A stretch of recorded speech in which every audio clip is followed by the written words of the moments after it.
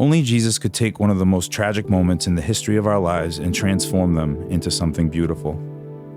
As I sat on the floor of my 6th inpatient rehabilitation facility, dejected, physically broken, and dying in spirit, I never in my wildest dreams would have imagined that this was the moment where my life actually began. As I sat on the floor and wept, I desperately wished that my existence would come to an end.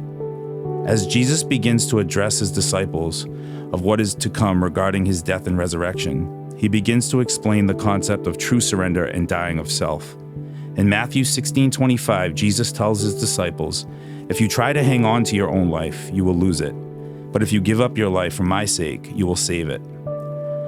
As I sat in that moment of despair, I did something that I had never done before in my 25 years of desperately seeking a sober way of life. I gave up my ideas, my beliefs, my fears, my scars, and most importantly, I gave up my feelings. While that moment was saturated with confusion, there were 2 things that were perfectly clear.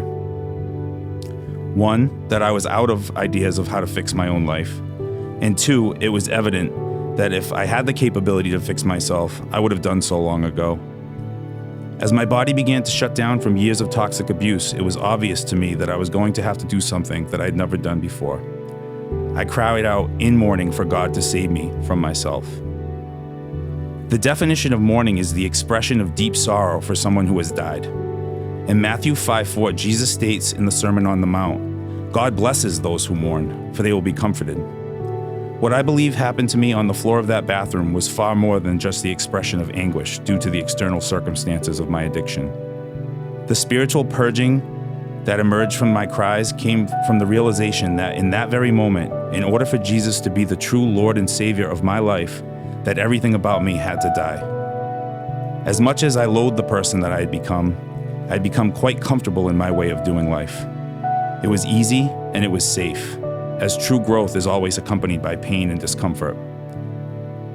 The thought of complete detachment from 40 years of doing life on my terms was terrifying. The mourning, however, was much more than a cry out to God. It was the death of the person that I was so that I could become the person that God intended me to be. In Psalm 138:3, David declares, "As soon as I pray, you answer me. You encourage me by giving me strength." Unbeknownst to me that in that moment of agony, my words were actually pleasing to God, as they came from a place of sincere humility and honesty. As a man who has been redeemed from the strongholds of addiction, I can tell you that these prayers have been answered. I can also tell you that the answers to these prayers were only the beginning. Even as a man who has sinned, hurt many, turned his back on God, his love is still ever present, as his promises over my life continue to be fulfilled daily. Please hear me when I say that there is no sin too great for God's mercy and forgiveness. If you are listening to this, I feel compelled to tell you that I do not believe in coincidences. I would like to encourage you to continue to explore, but most importantly, to believe in the promises of God over your life. No matter what you have done or have not done, regardless of the pain and the suffering inflicted on yourself or your loved ones, God is merciful and He is faithful. My prayer for you is in the belief that the deliverance from hardship is only the beginning. In John 10:10, Jesus states that the thief comes only to steal, kill, and destroy. I came that they may have a life and have it abundantly.